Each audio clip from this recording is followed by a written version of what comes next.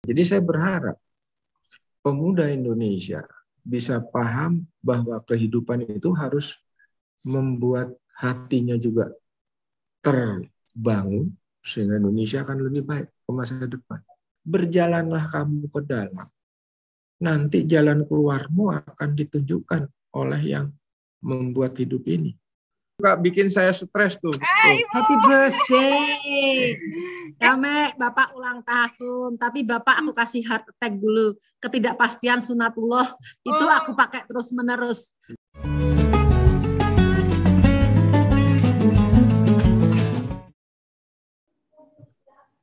Halo Bapak.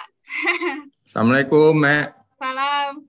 Aduh, pagi-pagi darapnya aja Pak.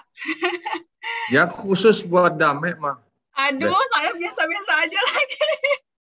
Aduh, apa kabar Pak? Baik. Semua berjalan lancar. Moga-moga semua juga dalam lindungan Gusti. Amin. Terutama ini sekarang ada yang namanya COVID baru itu nah, Omikron. Saya mah, Mek. Omikron. Iya. Oke. Alhamdulillah. Ibu sehat juga Pak? Alhamdulillah sehat sekarang. Kenalin dulu deh. Jadi saya lagi bersama dengan Pak Iskandar Budi Saroso Kunto Aji. Beliau itu pendiri IBK. Ya Pak ya. Ya, betul. Juga ada suami wanita listrik Ibu Tri Mumpuni. Jadi kalau teman-teman tahu wanita listrik, siapa di balik wanita listrik? Ini adalah suaminya Pak Iskandar. Bapak dulu punya ide gitu, menggagas Patriot Energi dulu pas awal-awal.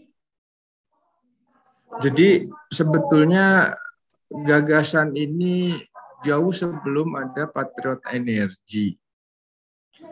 Bahwa kepikiran anak muda harus tahu kondisi rakyat yang sesungguhnya.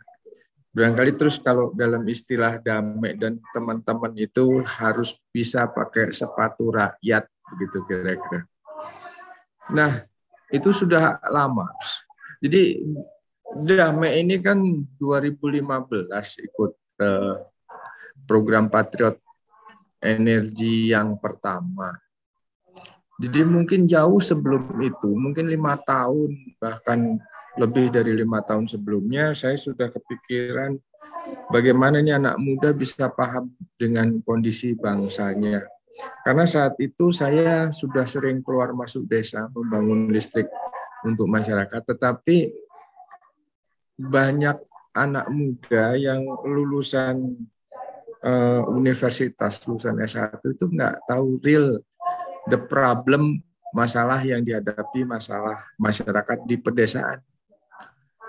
Kecuali memang anak-anak yang dapat beasiswa begitu ya. Oke. Terus greget ini bertambah besar, bertambah kuat ketika ada sebuah organisasi yang menugaskan anak muda 1 tahun, saya nggak sebutkan nama organisasinya, 1 tahun di pedesaan untuk melakukan pemberdayaan, tepatnya pembelajaran pada masyarakat. Mereka pulang 1 tahun, terus langsung mereka bingung. Ini harus ngapain kita setelah ini? Setelah saya 1 tahun tinggal bersama masyarakat terpencil di desa-desa terpencil, bersama anak-anak. Nah, lalu mereka ini ada yang datang berkelompok 5 orang, ada yang sendiri. Nah, terus saya mengumpulkan mereka, terus membawa mereka ke tempat saya di Panaruban, diskusi di Panaruban supaya kondisinya lebih tenang dan lebih dingin begitu.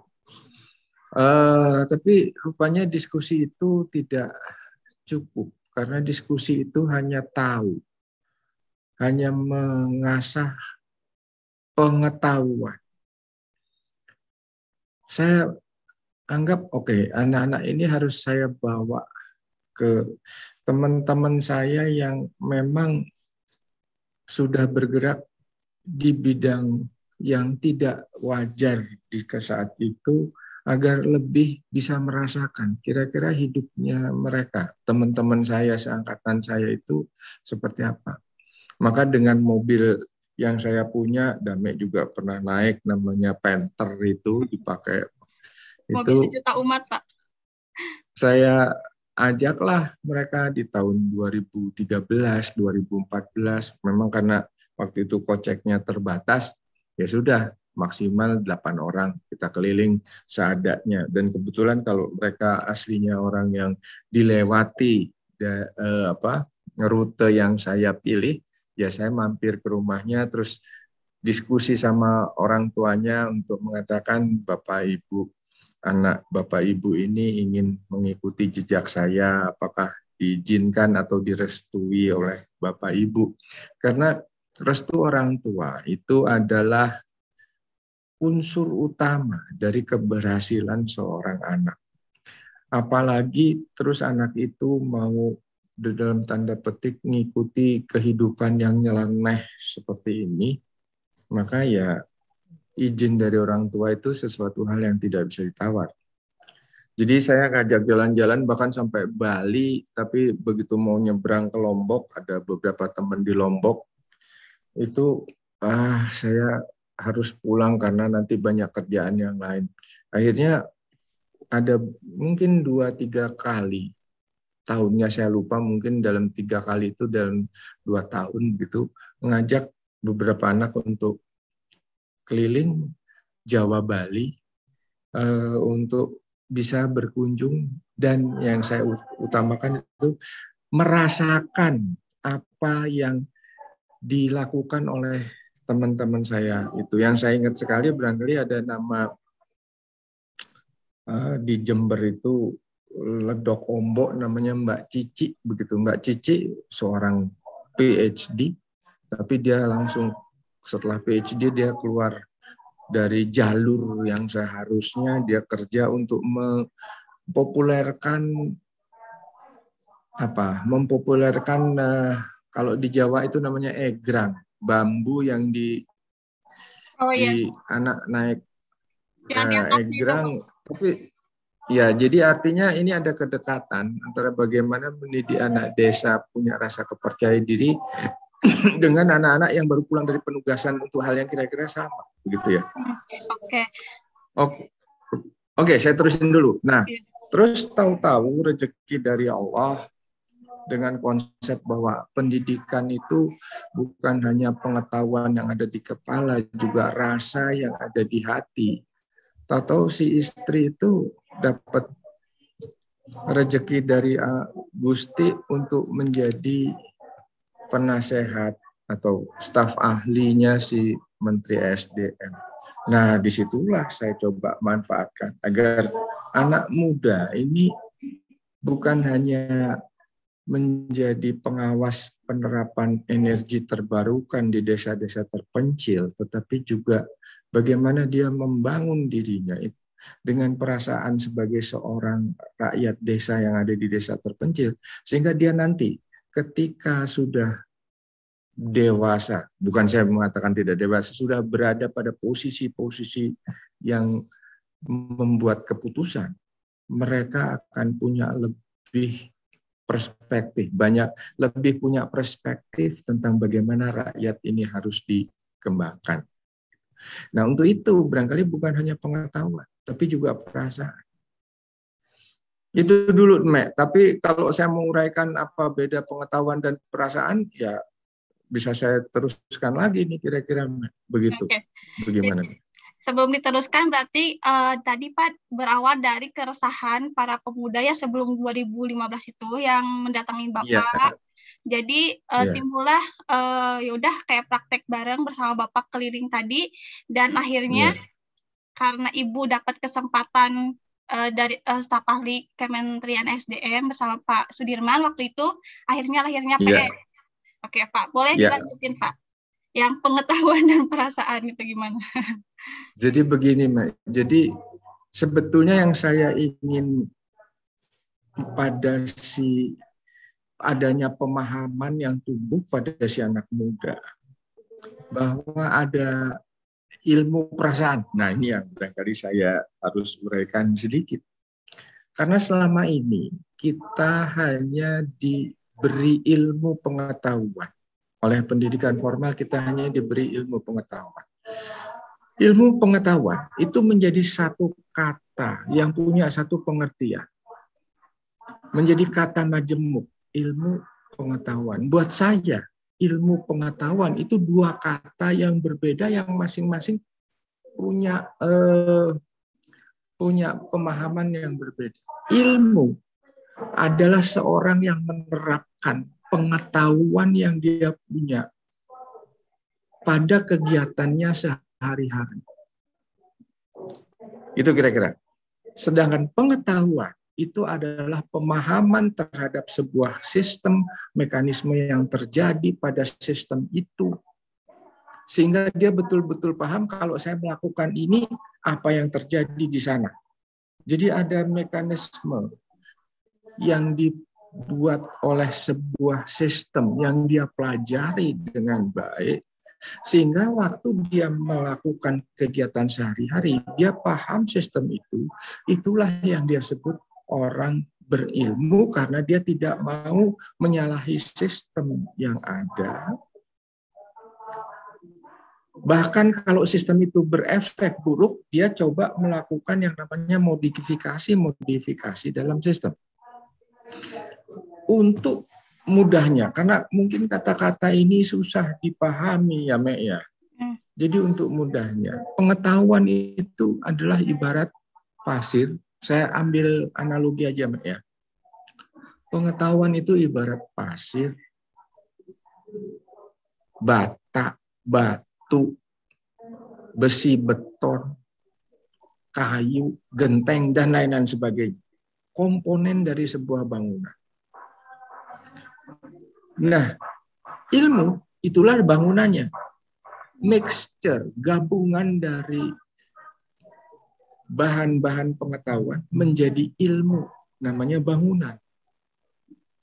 Nah, Mek, Damek dan saya dikasih jumlah pasir yang sama, kualitasnya sama. Semen jumlahnya sama, kualitasnya sama. Bangunan Damek dan bangunan saya berbeda.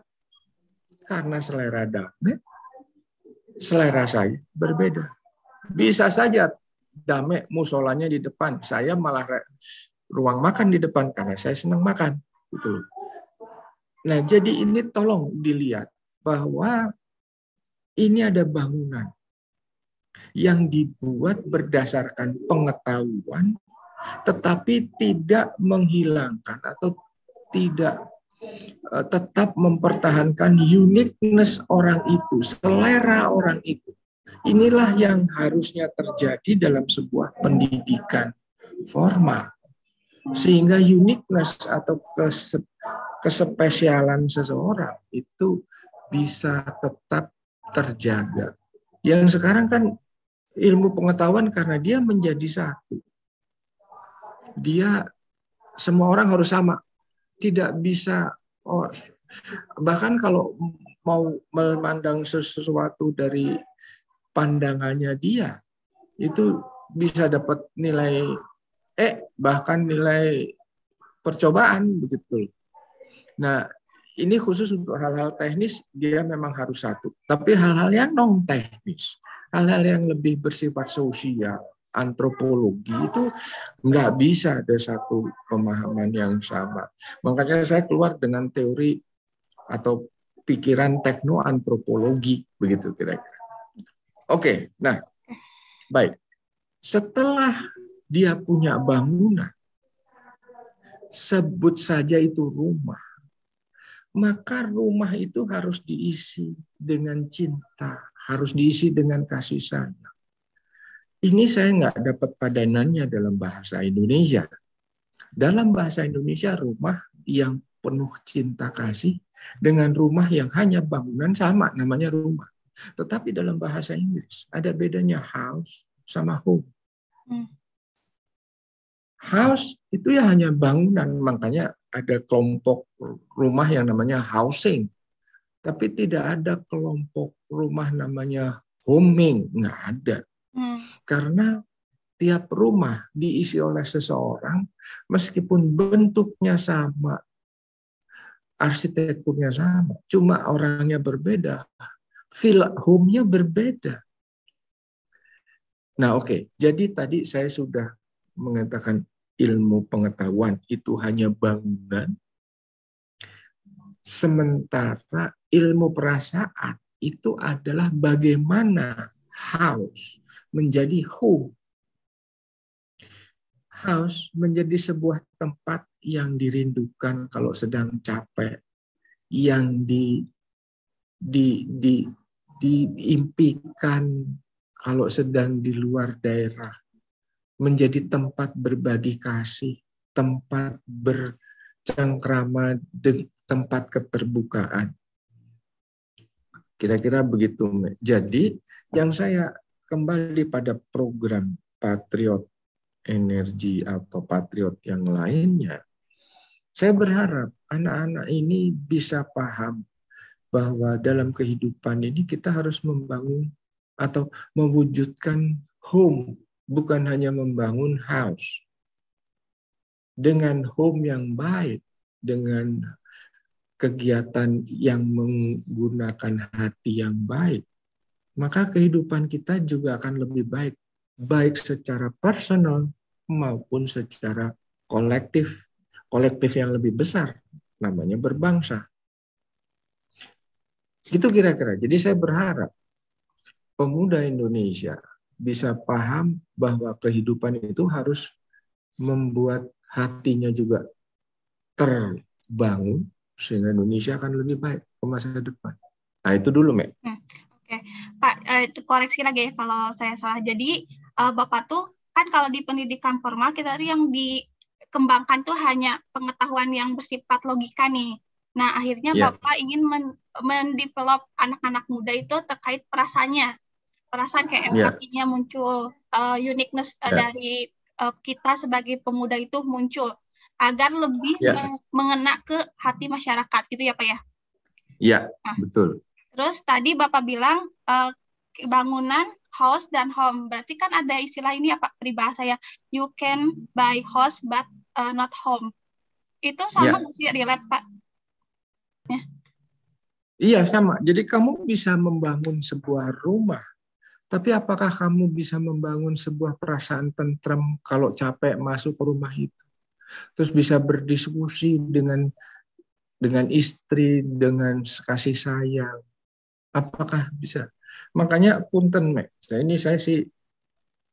sih punten ya, Mek ya. Ini saya sekali lagi punten 3 kali saya ucap. Jadi kalau buat saya, seseorang itu hanya akan punya satu home.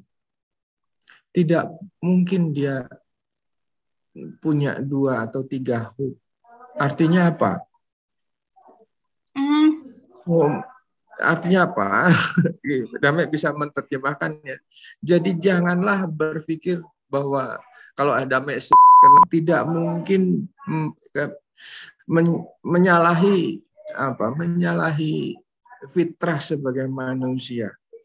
Ya, karena bagaimanapun seseorang itu ya hanya punya seseorang yang betul-betul dia merasa home, ya, merasa bisa berpulang kepadanya, kepelukannya kalau hati saya sedang sedang galau begitu ya. Orang yang lain nggak mungkin, atau begini, kalaupun mungkin maka levelnya akan berbeda, sehingga tidak mungkin kita berbuat adil dalam hal yang seperti ini, house dan home ini ya. Kita bisa bikin rumah banyak buat istri yang sebanyak-banyaknya, tapi do we feel home pada semuanya sama? Enggak. Ya, itu sesuatu yang sulit, Mek. Ya. Ya, paling nanti kalau bahas ini nanti ada ini Pak, setuju atau enggak setuju? Iya. Oke, itu Pak yang tentang house dan home. Kalau ini Pak, tadi kan Bapak mengasah anak muda terkait hatinya, empatinya yang dimunculkan. Nah, Pak, apakah itu juga Pak yang Patriot Energi itu harus ada yang 4 kompetensi itu, Pak? Boleh dijelasin nggak waktu itu akhirnya muncullah 4 kompetensi yang Bapak harus anak-anak muda ini punya gitu waktu di PE? Jadi 4 kompetensi itu sebetulnya lahirnya ya ketika angkatanmu. Terutama ketika kamu di Budi Kasih, kamu jalan dari rumahnya Ki Komar, di depan rumah Ki Komar, terus ke tempat di mana kamu akan diangkut ke Ciwidey, kalau nggak salah, pakai truk. Ya. Nah, saya di situ terus terang waktu malam itu saya tidur, saya ngeliatin anak-anak ini gimana. Terpikir bahwa kamu semua sudah punya kemampuan keteknisan yang cukup, sudah lulus kok kamu ya. Dan kamu semua sekarang saat itu sedang mencoba menjadi masyarakat Budi Kasih yang waktu itu listrik aja cuma dari pembangkit mikrohidro 1 di bawah gitu, bagi-bagi.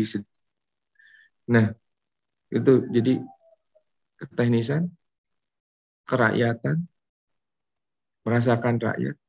Dan setelah itu saya mikir lagi, oh mereka sekarang saya minta berjuang terus nanti dirampas makanannya segala macam ya. Iya. Barangkali itu adalah rakyat, kejuangan yang harus kamu punyai. Dan terakhir, kalau semua kemampuan ini, keteknisan, kerakyatan, kejuangan, tidak disertai oleh keikhlasan, pemahaman tentang sebuah home, maka dia akan gampang terus berubah untuk berkehidupan, mencari kenyamanan. Karena jalan yang sedang dilalui sedang dipelajari oleh anak-anak saat itu, artinya angkatan kamu, itu adalah jalan yang susah, jalan yang tidak mudah, banyak orang yang tidak setuju. Artinya kalau dia tidak ikhlas dengan sepenuh hati, dia akan mikir, saya lebih baik kerja di sebuah perusahaan, gaji saya sekian, ngapain gue lakukan yang begini-begini. Begitu, Mek, kira-kira, Mek. Jadi, munculnya itu sebetulnya pada saat nemenin kamu jalan dari Bumi Naki Komar ke tempat truk gitu kira-kira. Oke. Ya. Ya, Pak. Jadi sedikit cerita waktu di Bumi Kasih itu, Pak, itu malam takbiran Idul Adha. Kita itu jalan malam-malam. Jadi pas jalan itu sambil takbiran. Terus kayak anak-anak kayak gini, ya Allah, orang mah lebaran di rumah, kita takbiran jalan kaki lagi sampai ke asik Bumi Kasih itu. Jadi itu dapat banget Pak momennya waktu karena lagi takbiran sampai di rumah itu kirain ada listrik gelap gulita. Jadi kayak double oh gini ya gitu. Nah, dan saya waktu malam itu kan agak bingung karena dapat laporan dari Kang Gun, Pak, ada pesertamu hilang. Lengit. Waduh, saya langsung kacau juga pikiran saya. Tapi oke lah, semuanya bisa diatasi dengan baik. Ternyata salah hitung. Ya. Tapi Pak setelah hilang malah nambah Pak personelnya Pak.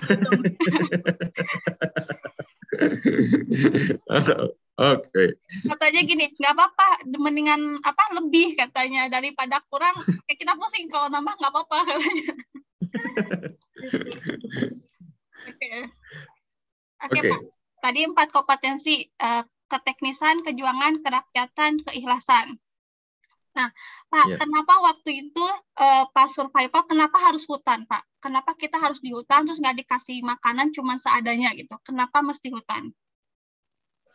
Karena buat saya lebih mudah untuk membuat seseorang pada titik nadir, titik terendah dalam, gue hampir mati gitu karena nggak punya makan, tapi dalam kondisi di hutan. Barangkali begini, Mek, karena kamu masih angkatan 1. Jadi saya juga dalam tanda petik percobaan. Yang kemarin yang angkatan 3, 2021, mereka di hutannya nggak seberat hutan Rancaupas, ya. Tapi begitu mereka buka, waktu kamu buka, itu kan kamu langsung disuruh menikmati, diminta menikmati, ada kalau nggak salah ada lepet ya, ada buras kalau nggak Iya, salah. buras. Mereka enggak.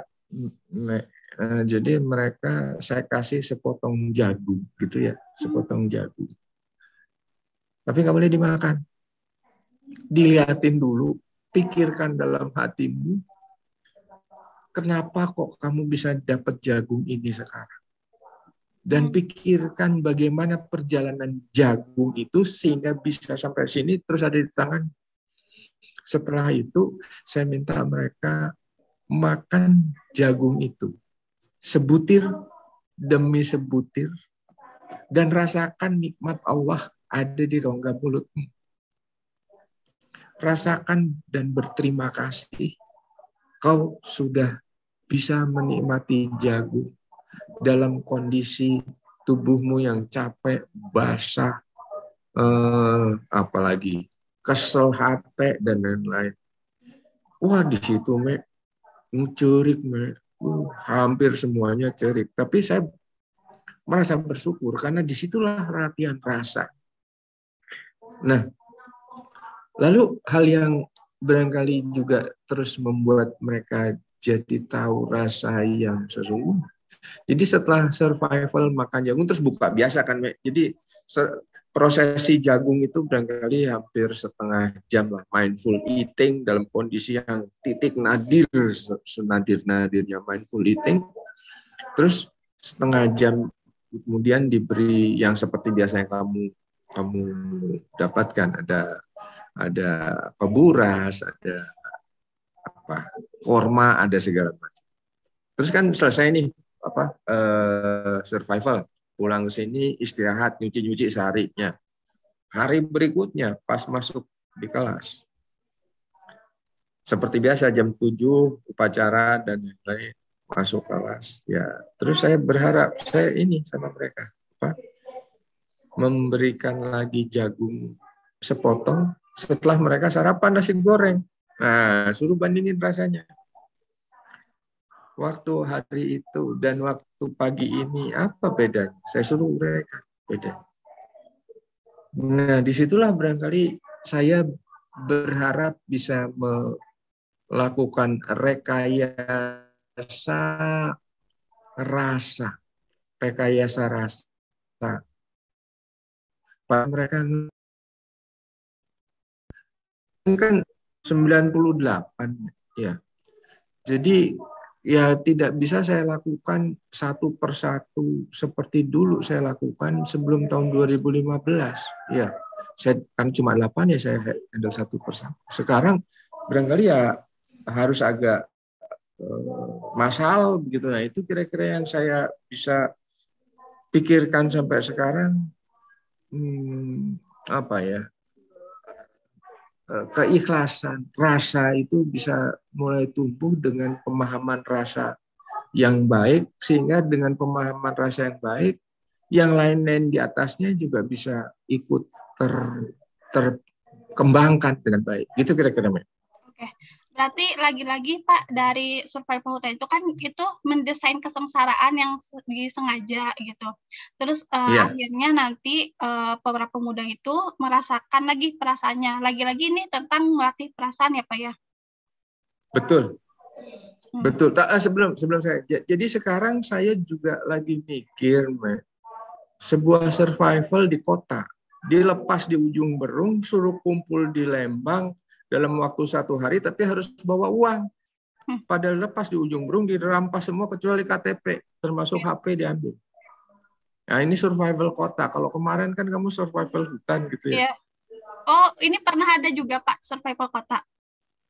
Saya mau nyobain sekarang buat tadi survival hutan, kesengsaraan yang didesain gitu, disengaja. Ya. Terus Pak, kan waktu di hutan juga kan kita kan nggak dikasih makan puasa gitu berapa hari gitu ya. Itu pun juga sengaja Pak dibuat. Oh ini anak-anak jangan dikasih makan sekian hari gitu. Iya. Itu memang sebuah tindakan yang disengaja. Tapi kan Kamu juga paham di situ ada dokter Wimpi ya.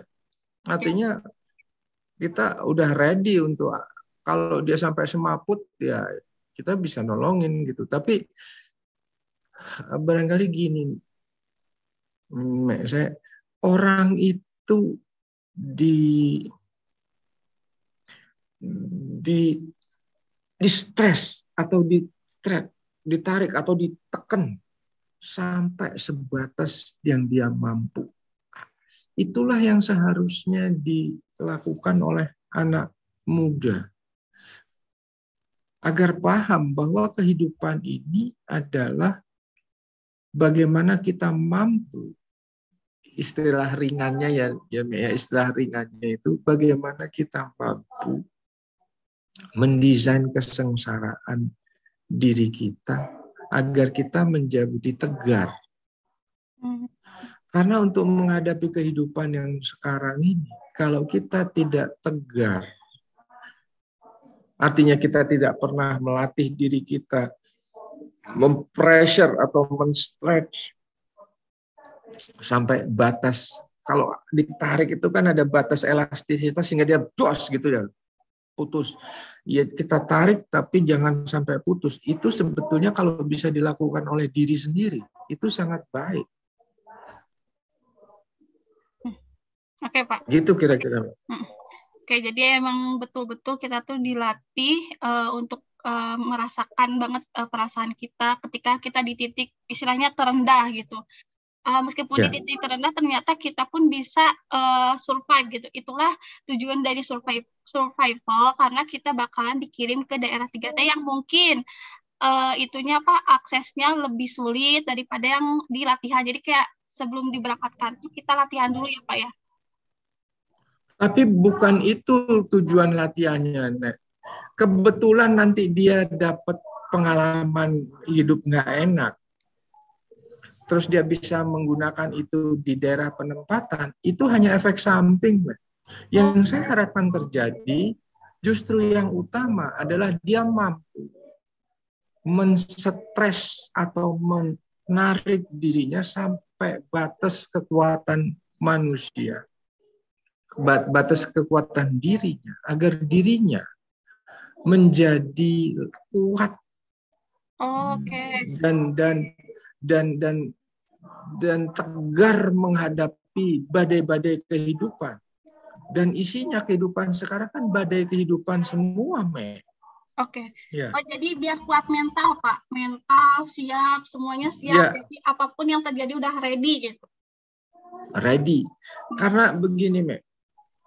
Ini barangkali terus kalau saya hubungkan dengan apa keberagamaan kita, di mana kita itu harus selalu tunduk dan patuh pada perintah yang maha kuasa. Sementara di sini, di kehidupan kita yang sekarang ini, isinya pelanggaran-pelanggaran pada perintah dan keharusan kita sebagai manusia. Kalau kita tidak bisa men-stres, kita tidak menarik kemampuan sampai hampir putus, kemampuan kemanusiaan kita sampai putus, bagaimana kita bisa melaksanakan perintah-perintah dia?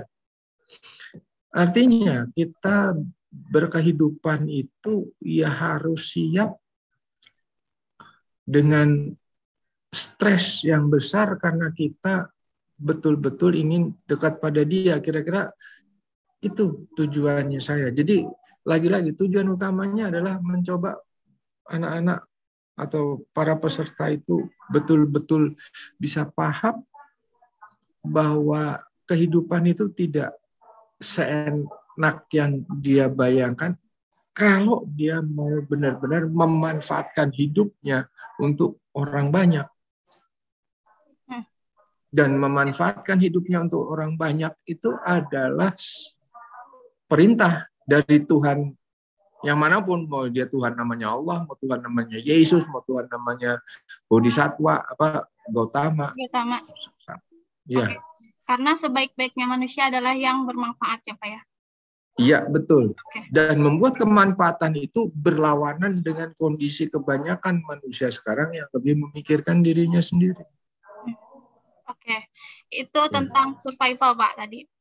Terus ada lagi, Pak, yang penasaran ini. Kenapa waktu itu sebelum keberangkatan kita pelantikannya harus jalan jam 12 malam ke Bukit Santiong, Pak? Kenapa harus jam 12 malam peng gitu dilantiknya itu, Pak? Itu tempat orang lagi tidur enak. Terus tahu dibangunin suruh jalan. Itu sesuatu yang nggak enak. Itu salah satu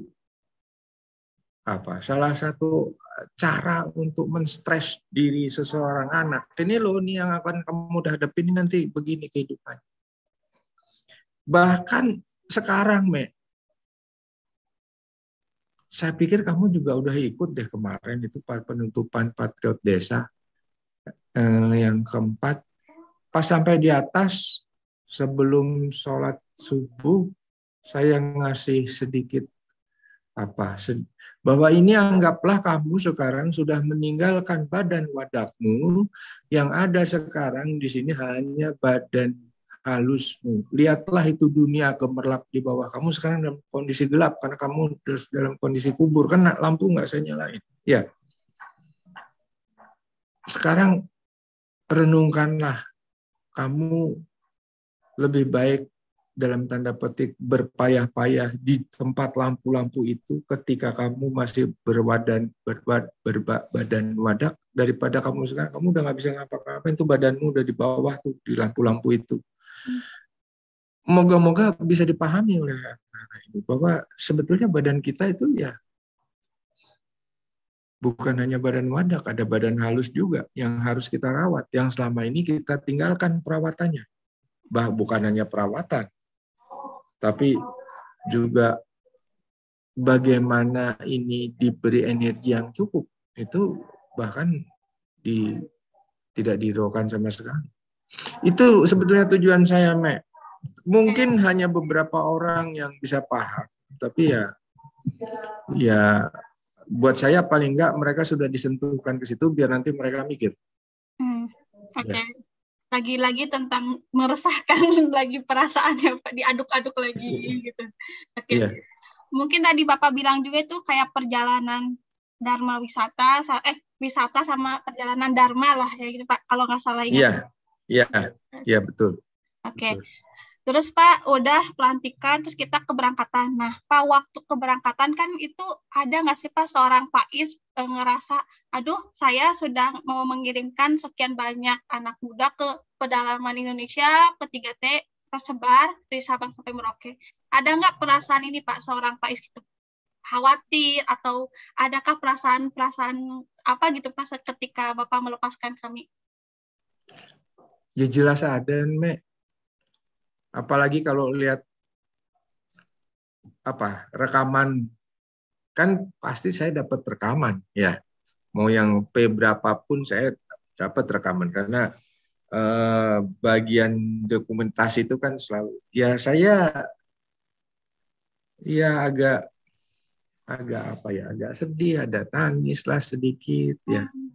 Tapi ya artinya nangis bukan karena nangis bukan nangis cengeng, tapi nangis bahwa di salah satu sajak itu kan yang sering saya suruh baca termasuk Kang Sandi ya. Okay. Kau harus berada di depan sebelum musuh-musuhmu berada pada Bukit Kemenangan. Maaf, artinya saya berharap si anak-anak itu meskipun kesulitan di lapangan, dia akan berada di Bukit Kemenangan sebelum musuh-musuhnya mencapai itu. Itu kamu sajak seorang anak Indian itu kan kamu ingat nggak, Iya, Pak. Ya itu kira-kira.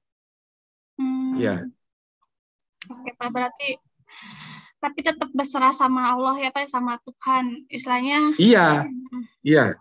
Tapi saya yakin bahwa anak-anak ini pasti dilindungi oleh Yang Maha Kuasa. Karena saya berharap mereka jalan ke situ tuh bukan jalan wisata. Perkara dia pengen pengen dapat tempat yang enak seperti di tempatmu, belakangnya laut, tinggal mancing dapat ikan, itu perkara. Tapi buat saya yang buat saya harus dikembangkan adalah bahwa perjalanan hidup ini bukan perjalanan hanya ke tempat penugasan. Seluruh perjalanan ini adalah perjalanan dharma. Dan perjalanan dharma yang dilakukan dengan hati bukan hanya ritual, menyelesaikan laporan pada para pemberi tugas, tapi perjalanan kita untuk memperkuat diri kita agar kita bisa menjadi lebih gampangnya lebih punya kesolehan sosial. Karena nanti kesolehan sosial itu akan meningkatkan nilai atau golongan atau tingkat kejiwaan anak-anak itu, gitu kira-kira. Oke Pak, jadi ada perasaan itu, tapi Bapak tetap istilahnya kayak percaya bahwa apa yang Bapak lakuin itu udah kayak berjalan di arah kayak rahmatan ilah, apa Pak? Rahmatan alam Lil alamin. Iya, rahmatan alamin ya kalau di kita ya, di bahasa kita Islam. Iya. Nah, karena begini, buat saya lagi-lagi pendidikan formal itu memisahkan antara badan wadak dan badan halus. Kita dipisahkan sama sekali. Padahal yang namanya kita ini kan terdiri, atau setiap manusia, Dame, saya itu kan satu set, wadak dan halus, material dan spiritual. Tapi kalau kita ngomong lebih jauh lagi, ini agak agak sulit, tim. Tapi yang namanya Tuhan, Allah, itu kan sebetulnya ada pada setiap benda, ada di kita, ada di kursi, ada di pintu di belakang saya, ada di televisi di atas saya. Nah, jadi artinya sedih itu hanya rasa saya yang dalam tanda petik masih dalam kondisi wadah, kondisi material. Tetapi kalau kita sudah mulai berpikir lebih dalam, Tuhan itu ada di mana-mana. Artinya mereka jalan itu kan sebetulnya saya juga ada di situ, karena dia juga dalam tanda petik makhluk Tuhan. Saya juga makhluk Tuhan. Nah, bukan mengartikan bahwa saya itu Tuhan, bukan, enggak. Tapi bahwa ada kesatuan, bahwa Dame adalah saya. Jadi gini, Mbak, ini Dame, ini saya. Kan akhirnya satu juga nih di sini. Bahkan di sini ada Dame, di sini ada Wirabangsa, siapa namanya. Ini kan juga satu kesatuan yang namanya Tuhan gitu. Jadi ya oke, dia sekarang berjalan ke tempat penempatan agar dia paham bahwa dia itu satu kesatuan dengan seluruh makhluk yang ada bukan hanya di bumi ini, di seluruh alam semesta ini. Maaf, Mek, barangkali ini terlalu dalam, tapi ya terlalu sulit untuk dipahami. Tapi ya, oke. Butuh berapa SKS, Pak, pada rumah aja nggak selesai. Kami aja sampai, ya paham, harus pelan-pelan. Telan aja dulu ya, Pak ya.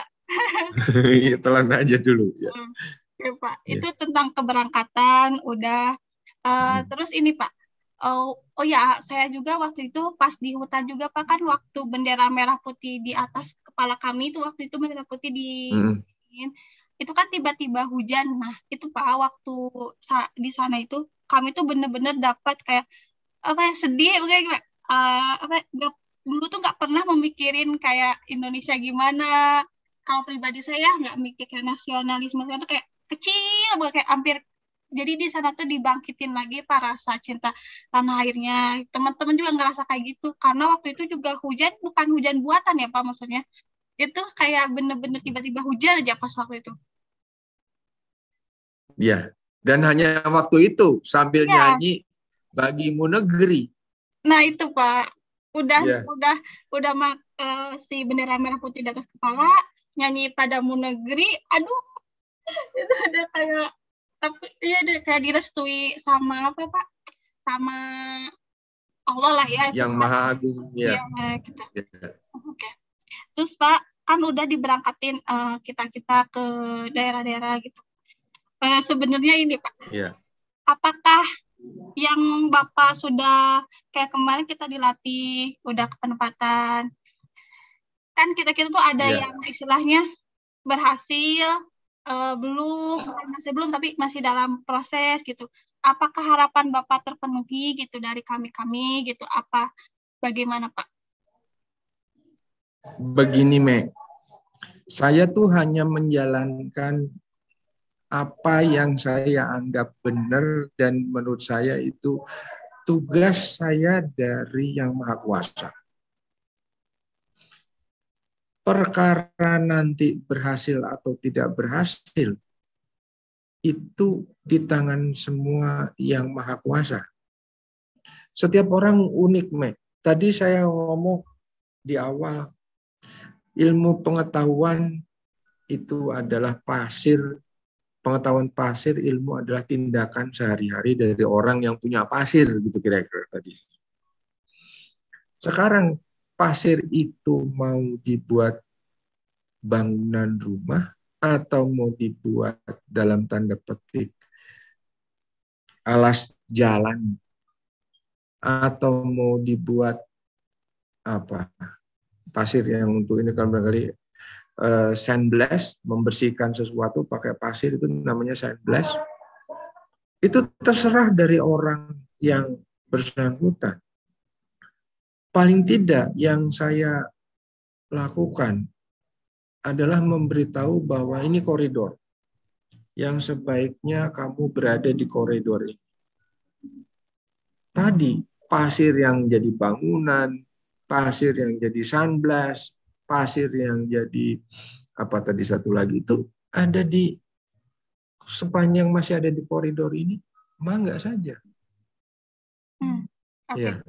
Ya, masalahnya saya juga kayaknya belum bisa dalam ke sana tuh kayak yang diharapkan Bapak bener-bener jadi sepatu rakyat lah, bikin sesuatu kayak saya pribadi juga belum bisa ke arah sana lah Pak gitu. Masih dalam kayak gini-gini aja gitu Pak. Ya, kayak gini-gini aja tolong kamu sekarang pikirkan lebih dalam. Bahwa kayak gini-gini aja itu kan pakai ukuran yang apa? Semoga kamu sekarang dengan kamu katakan kayak gini-gini aja, kamu selama ini setelah kamu dalam tanda petik akhir tahun kemarin kamu terus berpisah dengan saya, ada 1 tahun yang kamu isi dengan penambahan nilai-nilai kemanusiaan, pemahaman tentang bagaimana hidup bermartabat, ya. Pasir, beton, semennya kamu nambah. Semoga nanti dengan pasir betonnya kamu nambah, kamu bisa nambah ruangan dalam bangunan. Artinya bangunanmu akan lebih kokoh. Gitu loh, ilmu pengetahuan lebih kokoh. Tapi kamu sudah tahu bahwa you have to build home, bukan hanya house. Ya, ya. Ya Pak, mudah-mudahan amin bisa. Ya. Oke Pak, detik-detik ini Pak, pertanyaan terakhir. Pak, kenapa mesti terakhir? Oh. Nggak terakhir juga nggak apa-apa. Iya Pak, ini Pak, sebenarnya kan kalau dilihat nih, sebenarnya kan Bapak secara finansial udah tinggal istilahnya Bapak bisa memilih nih jalan-jalan ke luar negeri gitu Pak. Kenapa harus repot-repot kayak bikin program ini, kayak memikirkan pemuda Indonesia gitu, padahal Bapak punya pilihan yang lain kayak jalan-jalan ke luar negeri. Sudahlah kayak Bapak tuh senang-senang aja gitu, nggak usah repot-repot gitu Pak.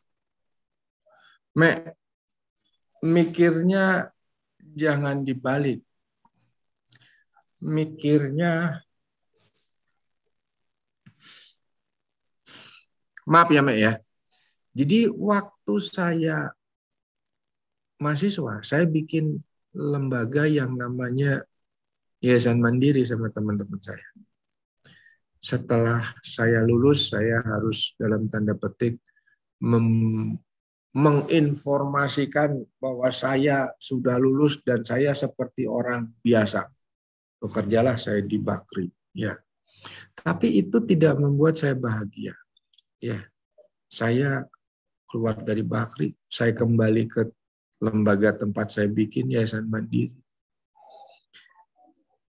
Saya bukan mau membanggakan diri saya bukan mau riak, bukan mau sombong. Tapi tolong dilihat, begitu saya keluar dari Bakri, I don't have nothing.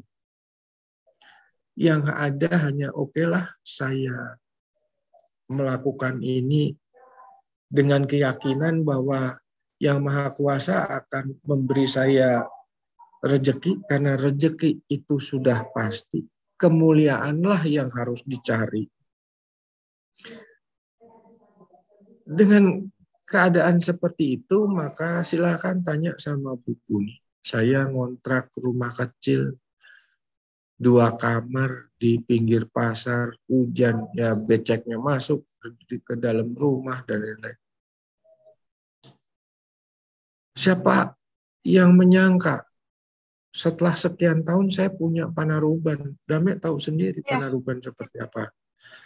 Tapi orang melihatnya sekarang Iskandar bisa punya Panaruban dan tinggal senang-senang. Jangan lihat begitu.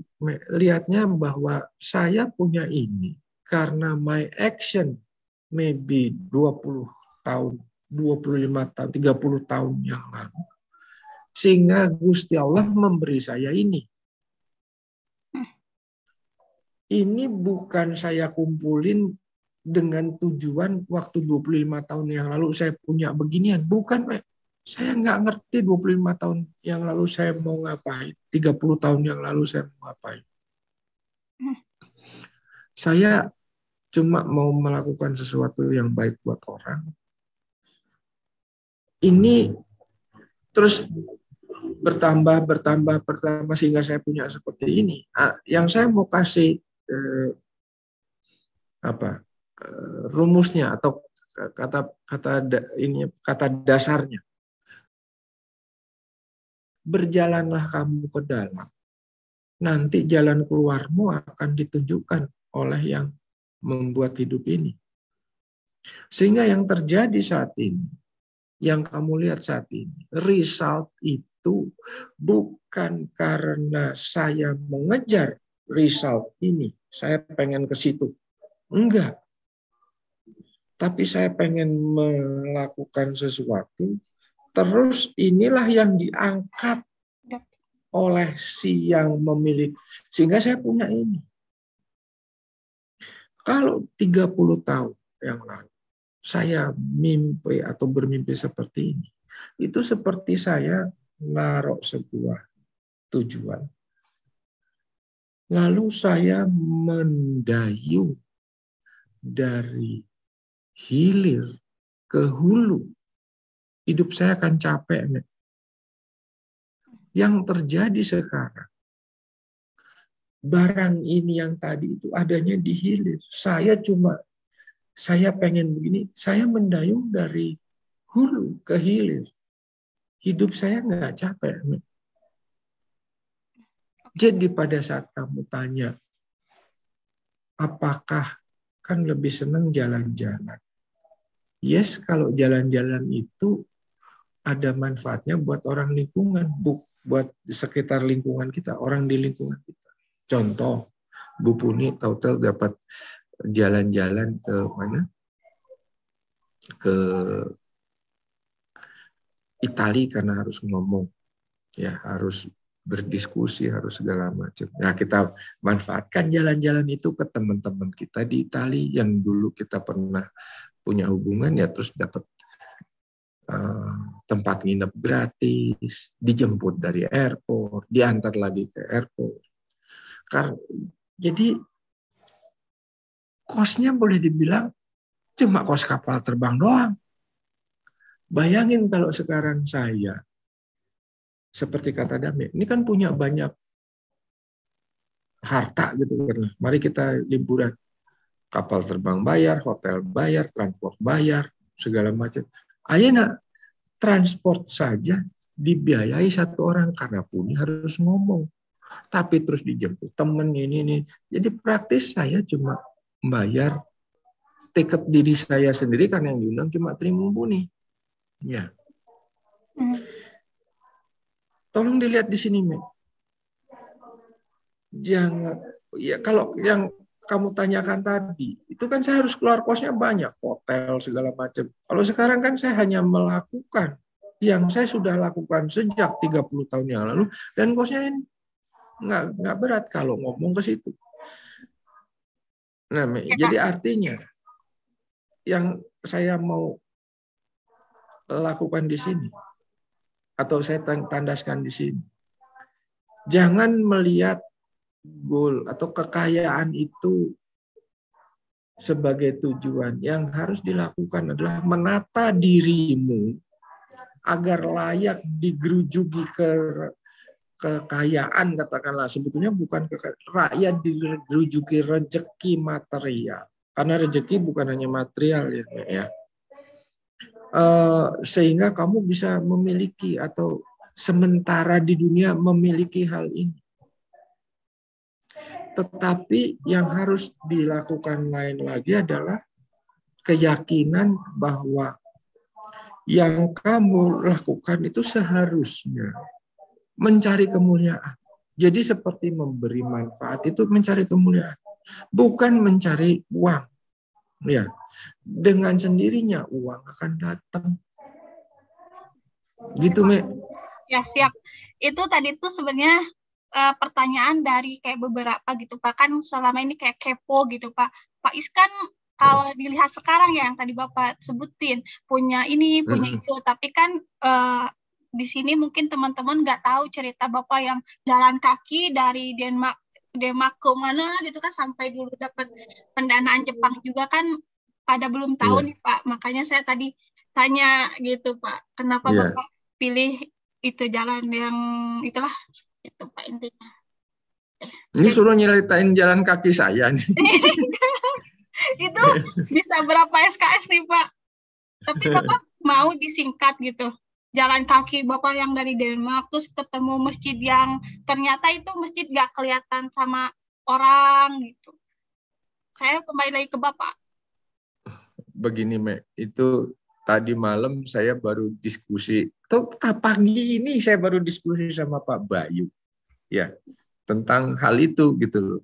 Tentang kenapa kok saya bisa tahu-tahu merasa makan yang hanya ada di Lebaran pada saat ibu saya masak. Padahal ibu saya udah nggak ada. Kenapa di situ bisa begitu? Jadi diskusi Pak Bayu dan saya tadi pagi itu, Pak Bayu bilang ada dua, Pak Is.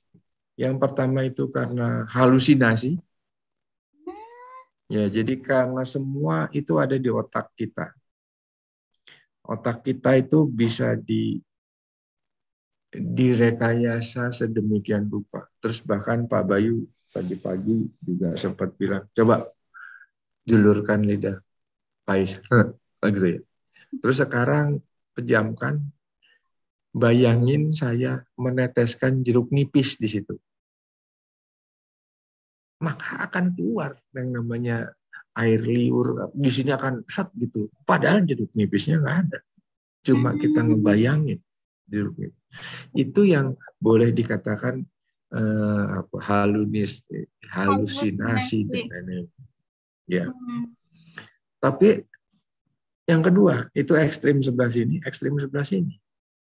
Kalau kita belajar quantum mechanics, maka di dalam quantum mechanics, dalam quantum physics, itu tidak seperti fisika Newton. Fisika Newton, itu kamu harus ada sebab, ada akibat. Tapi di dalam quantum mechanics nggak perlu ada sebab akibat atau muncul aja deh, ya. Tergantung dalam tanda petik tingkat energimu berapa. Nah, saya ngomong tergantung itu juga sudah ada konotasi sebab akibat. Enggak segitu juga, ya. Nah, kalau kita lihat dari tadi halusinasi, pikiran orang-orang psikologis lah, psikologi. Sementara di sini pikiran orang-orang yang dalam tanda petik paham pada quantum mechanics, maka saya lebih cenderung pada quantum mechanics. Karena disitulah letak tangan Tuhan jauh lebih berperan daripada yang halusinasi. Oke. Kemarin barangkali pada saat kamu ikut TOT, terus sampai Eki bilang, oh iya Pak, saya baru paham kenapa kok di dalam hati, dalam kesufian itu Eki barangkali bisa paham kalau semua itu gelombang sehingga alam semesta itu bisa masuk di dalam kolbu kita. Itu yang dipahami oleh Eki. Jadi seluruh alam semesta itu bisa masuk ke dalam kolbu kita. Karena semuanya gelombang. Tinggal bagaimana kita menghandle gelombang itu. Nah, ini yang barangkali juga sudut pandang seseorang terhadap agama itu jangan ilmu pengetahuan saja, lagi-lagi ilmu pengetahuan saja. Karena kalau kamu membangun agama itu hanya ilmu pengetahuan tanpa ilmu perasaan, you only build house, bukan home. Padahal di dalam home itu ada yang namanya cinta kasih, ada yang namanya perhatian yang membuat hatimu tentrem. Ya. Nah, agama harus dibangun dengan rasa, selain dengan pengetahuan. Jadi kalau agama yang hanya base-nya pengetahuan, buat saya ya nggak akan membangun home, hanya membangun house. Makanya boleh istri berapa aja gitu loh, kalau cuma house doang, bukan home. Iya. Ya. Pak. Tapi saya berharap nanti Dame kalau melakukan sesuatu dengan hati sehingga nanti Dame bisa mendapatkan home, bukan house. House mah gampang, tinggal bikin sesuatu, hujan panas tidak terasa, tapi cinta harus terasa. Jadi jadinya home. Ya. Ya Pak, Ya, siap. ya. Oke, tadi itu perjalanan Pak Is ya. Jadi teman-teman kalau ada yang nonton ini, jadi Pak Is tuh nggak ujuk-ujuk punya panaruban, punya ini, punya itu. Tapi sebelumnya Pak Is juga pernah menjalani perjalanan yang benar-benar istilahnya mengolah hati beliau. Terus benar-benar yang istilah kita mungkin nggak bisa dibayangin sama semua orang dan rasain, harus merasakan sendirilah bagaimana perjalanan untuk menuju tingkat kebermanfaatan itu ya Pak. Karena Pak Is emang dari awal bukan ingin mencari kayak material, tapi lebih ke kebermanfaatan sosial atau kesolehan sosial. Gitu ya Pak ya? Iya. Iya. Ya, takut salah saya. Ya. Oke Pak. Ya nggak usah takut. Salah itu nggak ada kok, kata Pak Bayu, salah itu nggak ada. Ya. Siap Pak Bayu. Pak, tadi ngomongin tentang home dan host gitu. Ini kan Bapak boleh diceritain tentang kayak supportnya Bapak gitu, support husband gitu kepada istri yang subhanallah, masya Allah yang sibuk terus berkiprah. Bu Puni banyak sekali ngasih kayak kebermanfaatan juga sama orang lain. Nah, bagaimana Bapak mensupport Ibu gitu? Ini buat kita-kita yang jomblo-jomblo juga Pak, nanti kalau cari suami itu kayak gimana gitu kan. Ini pertanyaannya bagaimana mensupport. Ya bagaimana mensupport itu ya menurut saya di dalam kehidupan saat ini yang harus dilakukan itu kan sebetulnya timbal baliknya atau yang namanya kesetaraan itu yang harus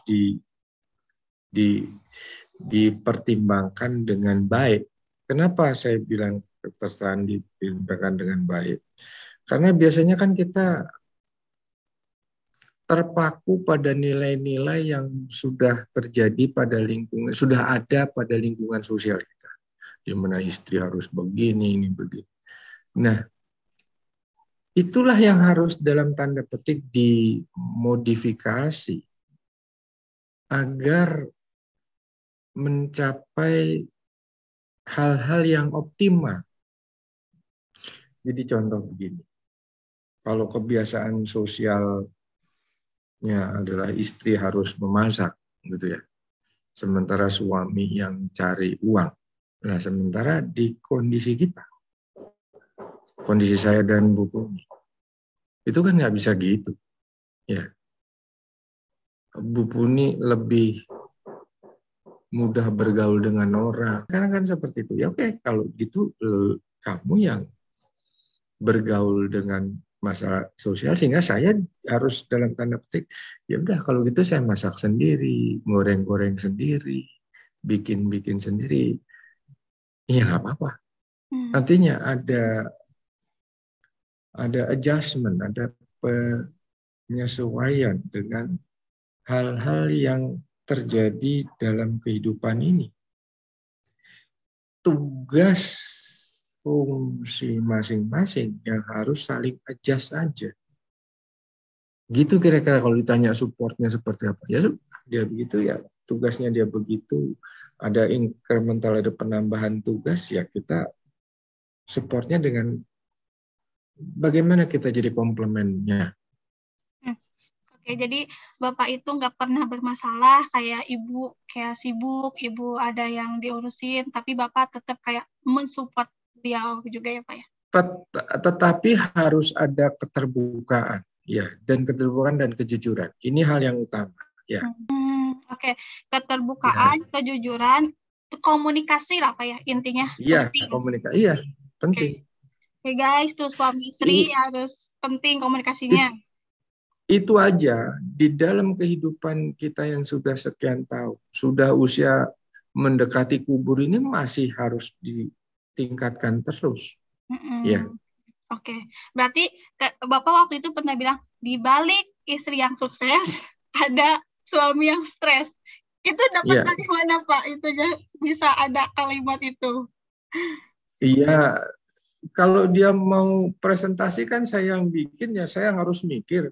Orang dia kalau apa ini cuma ngasih mas ini tornya gitu ya. Orang mikir tornya kudu kumaha ya, membuat bukan hanya membuat konsep, tapi bagaimana konsep itu dianimasi sehingga orang bisa dengan mudah menerima. Oh, yang ini gitu, itu kan kalau dipepet waktu ya stres oge tuh, Mek. Oke. Jadi inilah di balik layar, di balik panggung ya, di balik panggung Ibu Puni ada suami yang ready lah, setiap langsung. Nih ada yang suka bikin saya stres tuh. Happy birthday.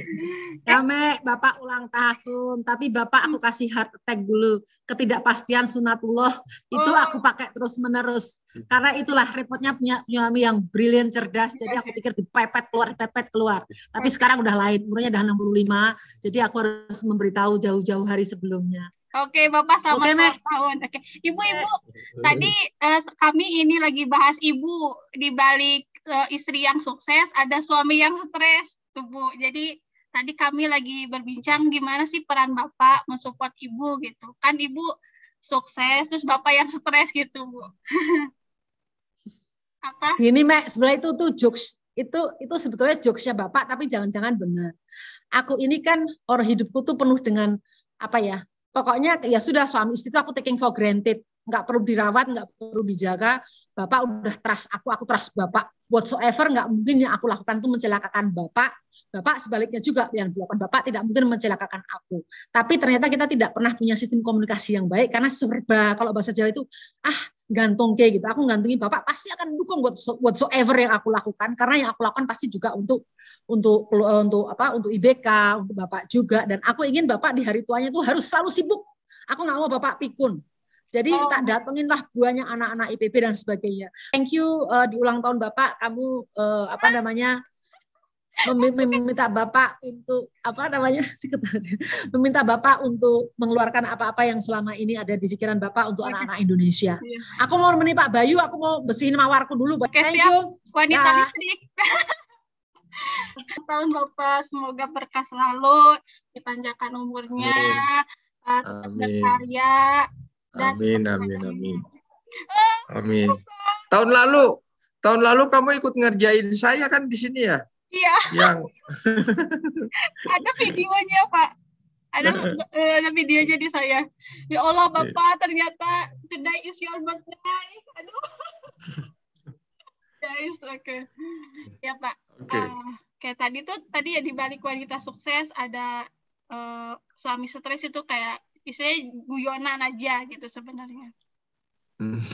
Iya. Oke. Iya. Pesan ini Pak untuk pemuda-pemudi Indonesia itu apa Pak? Jadi barangkali yang paling utama adalah rezeki itu sudah pasti. Kemuliaanlah yang harus kamu cari. Itu yang saya harap betul-betul bisa dipahami oleh anak-anak muda Indonesia masa kini. Karena begini, kita itu akan dalam detik menjadi negeri yang akan menjadi negeri yang sangat terbelakang kalau kita tidak memahami dengan seksama bagaimana seorang manusia yang utuh. Ya, seorang manusia yang utuh itu ya rezeki sudah pasti, kemuliaan yang harus dicari. Bagaimanapun kita tidak akan bisa mengalahkan negara-negara yang sudah maju dengan artificial intelligence AI. Ya. Coba kamu lihat sekarang di Bali itu banyak orang-orang bule datang terus berbisnis di Bali lewat medsos. Dia nerima, bahkan sekarang yang namanya game aja bisa menghasilkan uang ya. Dia lakukan di Bali, gaming, dia orang Amerika, orang Singapura. Kenapa dia milih Bali? Kenapa tidak di negerinya sendiri? Karena memang ada ambience, ada situasi lingkungan yang dalam tanda petik membuat dia lebih comfortable, nyaman. Untuk masa depan, inilah yang harus diciptakan atau dikembangkan oleh anak-anak muda. Membuat ambience di sekitar masing-masing itu comfortable. Tidak lagi kalau bahasa Jawanya gerusah-gerusuh dikejar target, sangat cepat kompetisi. Enggak. Karena kalau kita tidak membuat perubahan di algoritma berpikir yang sekarang harus cepat, harus punya uang, kita akan dalam tanda petik kemakan oleh zaman. Kita tetap menjadi korban. Tapi kalau kita pakai algoritma berpikir yang lain, yang mengembangkan diri kita ke dalam, kita tidak akan kemakan. Kita tidak akan jadi korban dari COVID yang sekarang itu namanya apa? Omikron. Kita bisa punya imunitas yang cukup untuk mengatasi Omikron itu. Dan ini lagi ya, barangkali saya berharap anak muda juga paham. Tahun 72 ada buku tulisan siapa saya lupa yang membuat 3 senario ke depan. Senario yang pertama itu business as usual, yang kedua adalah teknologi yang dalam tanda petik disesuaikan dengan lingkungan, yang ketiga itu saya lupa apa, tapi saya cuma ingat yang 2 ini. Nanti bukunya namanya Limit to Growth gitu, silahkan dicari. Nah, setelah sekian tahun buku itu diterbitkan, dilakukan riset lagi, kalau nggak salah di 2005, 2010, bahwa sepanjang jalur dari 272 sampai 2000 sekian itu yang dipilih oleh manusia itu skenario business as usual. Dan di dalam buku di tahun yang ditulis di tahun 72 itu, kalau kita pakai skenario business as usual, algoritmanya seperti algoritma yang sekarang dipakai oleh kita-kita, itu manusia extinct, bisa punah dari permukaan bumi. 2040,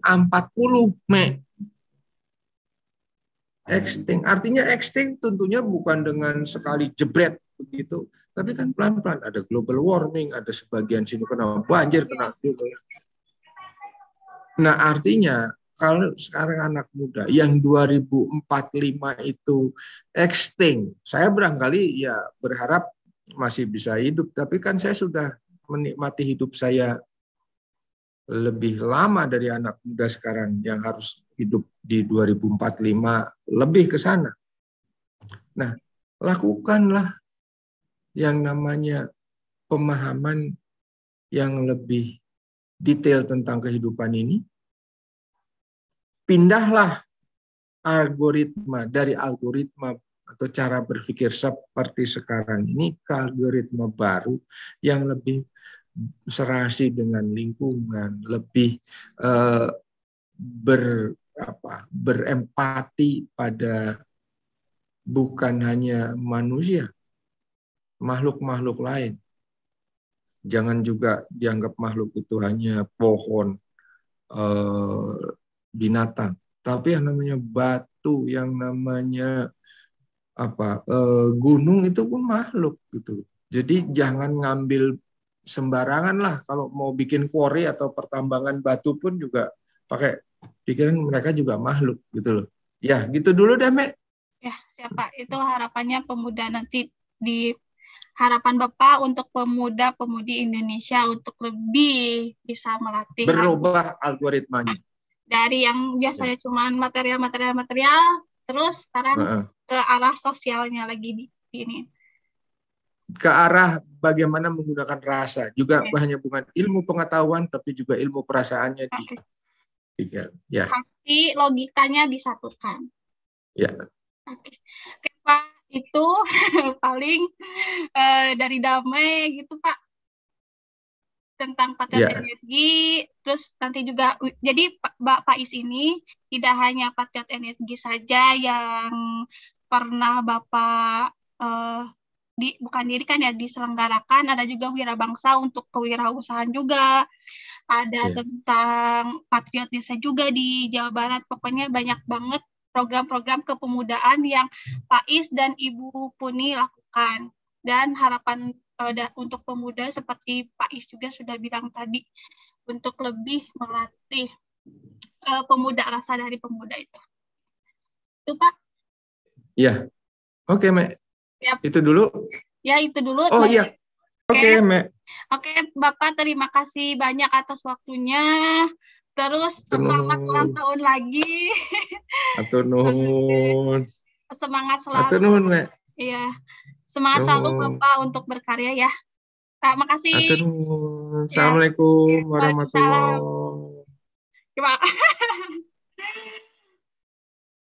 Itu percakapan saya bersama Pak Iskandar Budi Saraswati, pendiri IBK, Institut Bisnis Ekonomi Karaket.